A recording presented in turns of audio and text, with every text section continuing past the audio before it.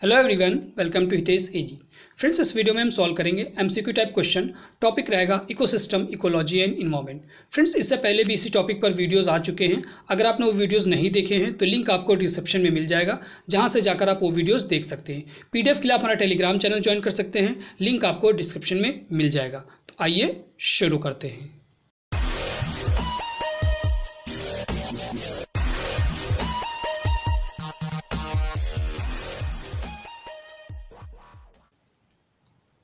Question number 51, प्रचुर जैव विविधता संपन्न राष्ट्रों को किस श्रेणी में रखा गया है। ठीक है, जो प्रचुर जैव विविधता वाले, जो अबंडेंट डाइवर्सिटी वाले देश है, वो किस श्रेणी में रखा गया है। Multi diversity, super diversity, mega diversity या मास डाइवर्सिटी। ठीक है, तो जो अबंडेंट डाइवर्सिटी वाले देश हैं उनको रखा गया है मेगा डाइवर्सिटी में। ठीक है, तो ऑप्शन नंबर सी क्या हो जाएगा, मेगा डाइवर्सिटी देश। ठीक है, देन क्वेश्चन नंबर 52, भारत में जीव जातियों की ज्ञात संख्या लगभग कितनी है। ठीक है, भारत में जो जीव जातियां हैं उनकी लगभग जो संख्या ज्ञात है, स्पीसीज की लगभग कितनी है।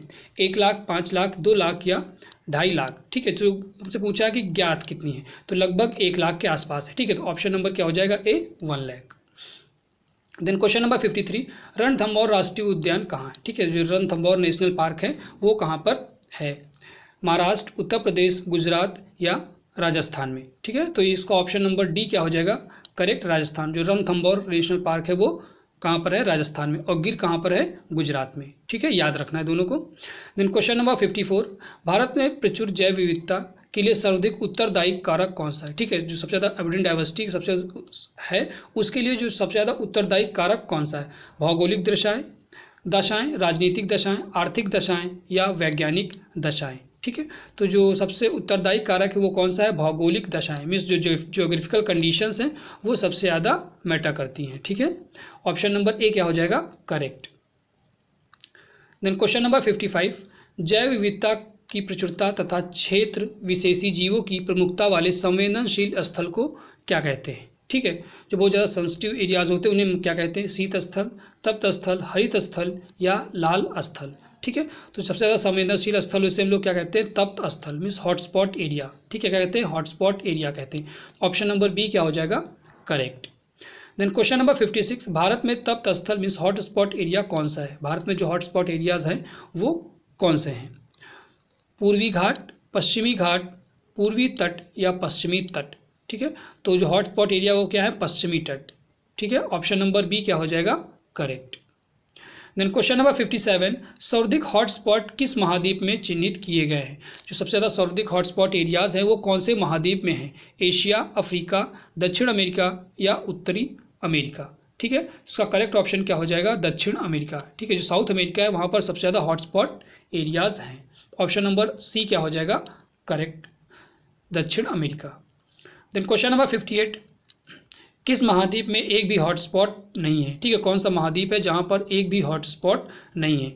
उत्तर अमेरिका, दक्षिण अमेरिका, यूरोप या ऑस्ट्रेलिया, कहाँ पर एक भी नहीं है। तो ऑप्शन नंबर सी क्या हो जाएगा, यूरोप। यूरोप में एक भी हॉटस्पॉट एरियाज नहीं है, तो ऑप्शन नंबर सी क्या हो जाएगा, करेक्ट।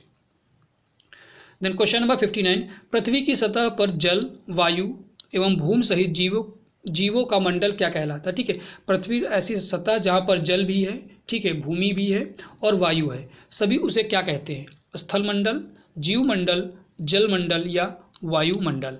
ठीक है, तो उसे हम लोग क्या कहते हैं, जीव मंडल मीन्स बायोस्फीयर। ऑप्शन नंबर क्या हो जाएगा, B, correct, biosphere. It is called as biosphere.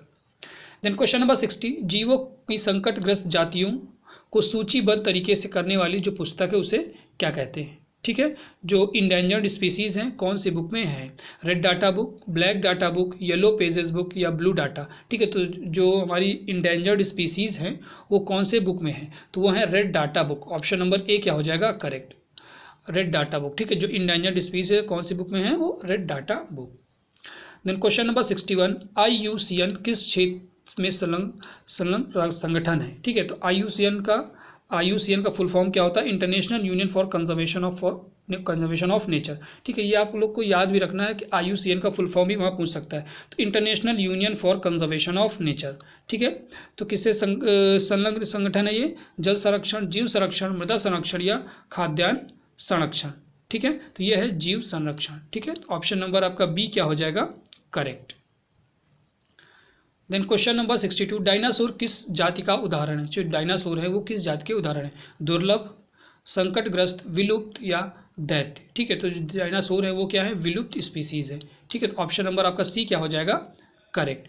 Dinosaur किस जाति का उदाहरण है? तो विलुप्त स्पीसीज है। ठीक है, तो ऑप्शन नंबर सी क्या हो जाएगा? Correct. Then question number 63, Bharat की संकटग्रस्त पादप जाति का उदाहरण कौन सा है? ठीक है, जो इंडेंजर्ड प्लांट स्पीसीज हैं उनका उदाहरण क्या है? ओक, तुलसी, यहाँ आगे लिखा ओक ट्री होगा। ठीक है, तुलसी, नीम या रोहिणा? ठीक है, तो जो इंडेंजर्ड प्लांट स्पीसीज है वो कौन सी है? रोहिणा। ऑप्शन नंबर डी क्या हो जाएगा? करेक्ट, रोहिणा। ठीक है, ऑप्शन नंबर डी क्या हो जाएगा? करेक्ट। देन पेट्रोलियम किसका स्रोत है? पेट्रोलियम एक, ठीक है, किसका स्रोत है? नॉन रिन्यूएबल, ठीक है, रिन्यूएबल, सिंथेटिक या असुविधाजनक? ठीक है, असुविधाजनक। तो पेट्रोलियम क्या है? एक non renewable source of energy है। तो ऑप्शन नंबर क्या हो जाएगा? अनवीकरणीय। ठीक है, option number A non renewable source of energy. Then question number 65, great Indian bustard क्या है? What is great Indian bustard? ठीक है, ग्रेट इंडियन बस्टर्ड क्या है? विलुप्त जाति, दुर्लभ जाति, संकटग्रस्त जाति या सुदेव जाति? ठीक है, तो ये ग्रेट इंडियन बस्टर्ड क्या है? वो है संकटग्रस्त जाति। ऑप्शन नंबर सी क्या हो जाएगा? करेक्ट। देन क्वेश्चन नंबर 66, निरंतर ह्रास के कारण शीघ्र ही संकटग्रस्त की श्रेणी में आने की आशंका वाली जाति कौन सी है? ठीक है, लगातार जो डिक्लाइन के कारण कौन सी स्पीसीज हैं जो कि इंडेंजर्ड हो रही हैं? ठीक है, दुर्लभ, भयग्रस्त, सुभेद या विलुप्त? ठीक है, तो ये ऑप्शन नंबर सी क्या हो जाएगा इसका? करेक्ट। ठीक है, ऑप्शन नंबर सी क्या हो जाएगा? करेक्ट। वनरेबल स्पीसीज जो हैं वो लगातार क्या हो रहे हैं? डिक्लाइन हो रही हैं, जिसके कारण वो इंडेंजर्ड स्पीसीज में आ रही हैं। देन क्वेश्चन नंबर 67, स्वस्थानीय संरक्षण किसका उदाहरण है? स्वस्थानीय संरक्षण का मतलब होता है इन सितु कंजर्वेशन। ठीक है, इन सितु कंजर्वेशन किसमें से किसका उदाहरण है? टाइगर प्रोजेक्ट का है, एक्वेरियम का, चिड़ियाघर या ग्रीन हाउस? ठीक है, तो इन सितु पूछा है तो इन सितु क्या हो जाएगा? मीन स्वस्थानीय संरक्षण किसका उदाहरण है? तो टाइगर प्रोजेक्ट। ऑप्शन नंबर ए क्या हो जाएगा? Tiger project. वेरस एक्वेरियम, चिड़ियाघर और जो ग्रीन हाउस हैं ये सभी क्या हैं? एक्स सितु कंजर्वेशन के उदाहरण हैं। ठीक है, देन क्वेश्चन नंबर 68, पृथ्वी के मंडल में ओजोन की उपस्थिति से क्या होता है? ठीक है, ये O3 यहाँ पर होगा, ओजोन गलत लिख गया है कि पृथ्वी में जो ओजोन गैस है उसकी उपस्थिति से क्या होता है? उसके प्रेजेंस से क्या होता है? प्रकाश संश्लेषण में उच्च दर में रुकावट बनती है, मीन्स फोटोसिंथेसिस को रोकता है? नहीं। ठीक है, पैराबैग्निक किरणों या गामा रेस को रोकता है।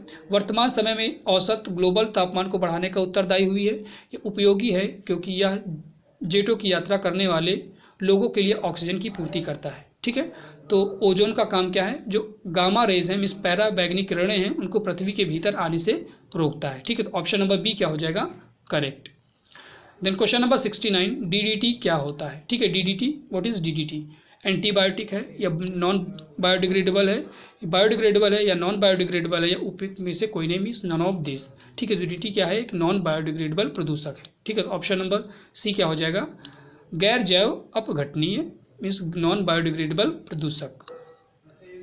देन क्वेश्चन नंबर 70, बहिर्स्थानीय संरक्षण किसका उदाहरण है? ठीक है, जो एक्स सितु कंजर्वेशन है वो किसका एग्जाम्पल है? जीवमंडल रिजर्व, राष्ट्रीय उद्यान या अभयारण्य या जंतुआलय? ठीक है, तो एक्स सितु कंजर्वेशन का क्या हो जाएगा? ऑप्शन नंबर 3 जंतुआलय, मीन्स एनिमल्स क्या हो जाएगा?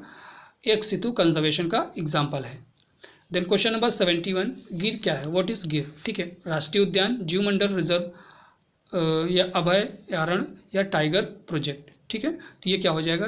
गिर क्या है? एक राष्ट्रीय उद्यान, नेशनल पार्क है। ठीक है, कहाँ पर है? गुजरात में।